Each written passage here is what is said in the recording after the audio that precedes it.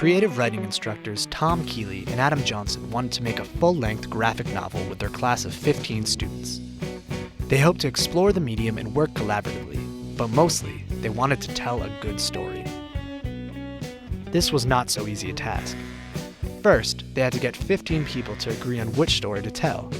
And when they did all agree, it was the true story of someone else's life. In the weeks of their class, they had to find a delicate balance between telling a good story and telling the truth. In the end, both students and instructors had to wonder if they had done literary justice to their character, a real woman, and whether or not they had made the right choices in telling someone else's story.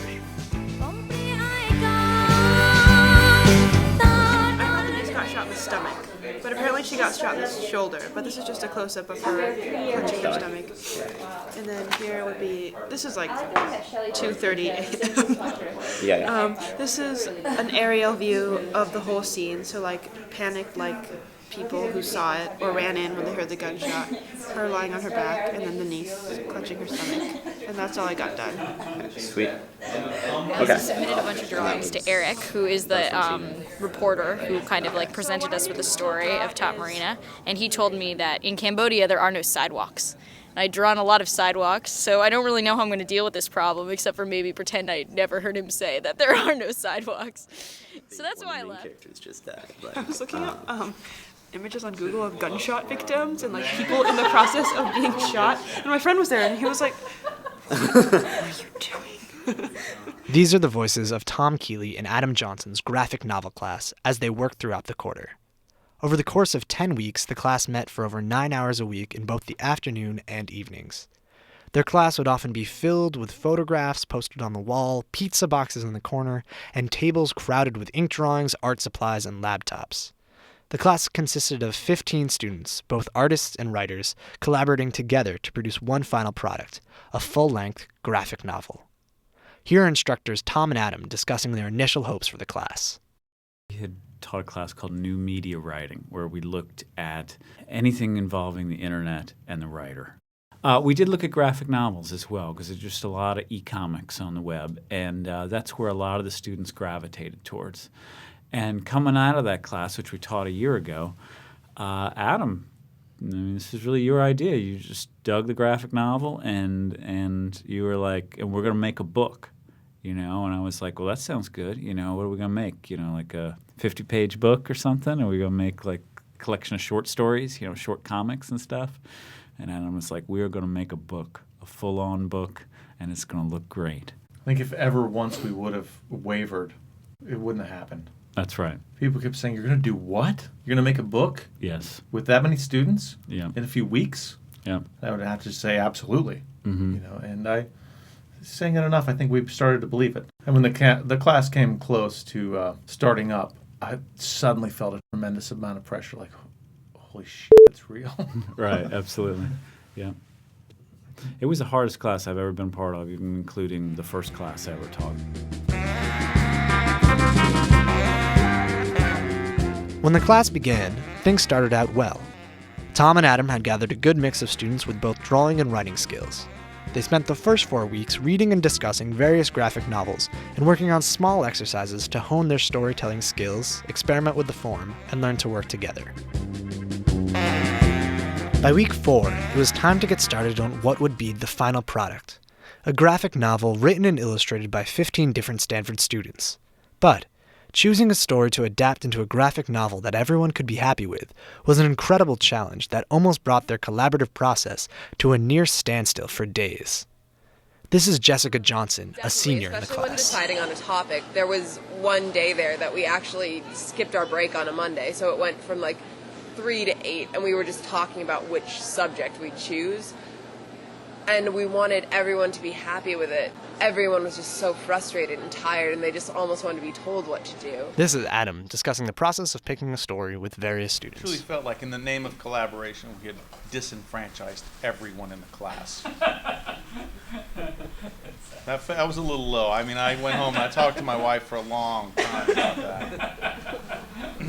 I actually almost cried because I was so frustrated with the topic picking. You were? Yeah. almost cried. I almost cried. I was so tired by the end of that day. Like when you walked out at 9, you just we didn't even have a topic, and like I think there were a couple of us on the stairs just going like that was the most painful experience of my life. It totally was. But then things changed. One member of the class, Night Fellow Eric Pape, realized that he had the perfect story for adaptation from his career as a journalist. Well, I've been a journalist for well over a decade. I was living in New York City at the time. At the time, I was a freelance writer and who had lived in Cambodia for several years, worked extensively in Cambodia as a reporter. And basically, I read the story from the wire services soon after. The girl in the story, Tat Marina, was attacked. And then I found out that the girl eventually made it to Boston where she was being treated for her medical care. The girl Eric went to visit in Boston was a young woman from Cambodia named Tat Marina. As a young girl, Tat Marina sold shakes on the street to support her family in Phnom Penh. But eventually, attracted by higher wages and a more glamorous life, she moved into work as a karaoke singer at one of Phnom Penh's many karaoke clubs, where she eventually reached a sort of stardom performing in music videos.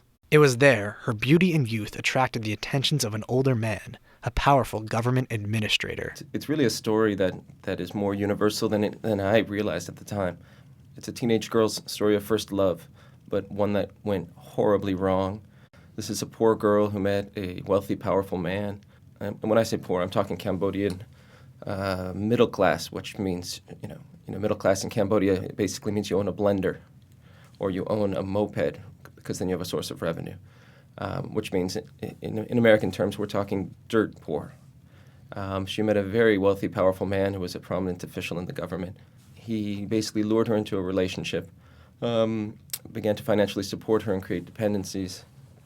And basically when she tried to get out of the relationship after she found out that he was married, he imprisoned her, basically, and said, "You can't leave me." After a certain amount of time, she accepted to stay with him because she was afraid he would become more abusive in a sense. I don't know that he actually ever hit her. I think that he didn't, from what I know. But he did do some terrible things. And then she decided that she would stay with him. He ultimately tried to protect her and care for her, but some other people ended up attacking her out of jealousy, basically on the orders of his wife. And it was a horrible attack, which is what sent her to the U.S.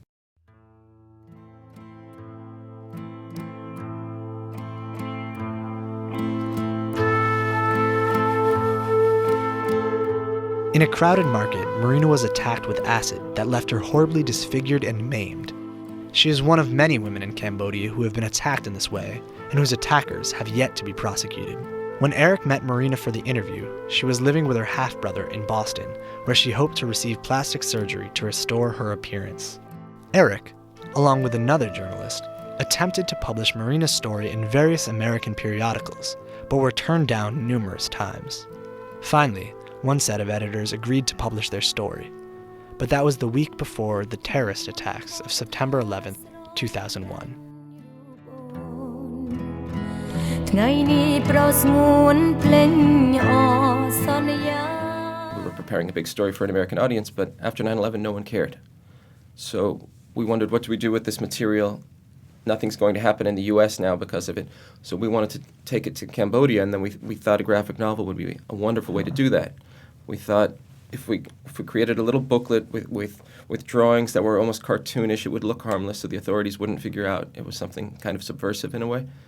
So that was in our mind. The problem is we had no idea how to do graphic novels and how to find people to transfer it. So when I came here on a John S. Knight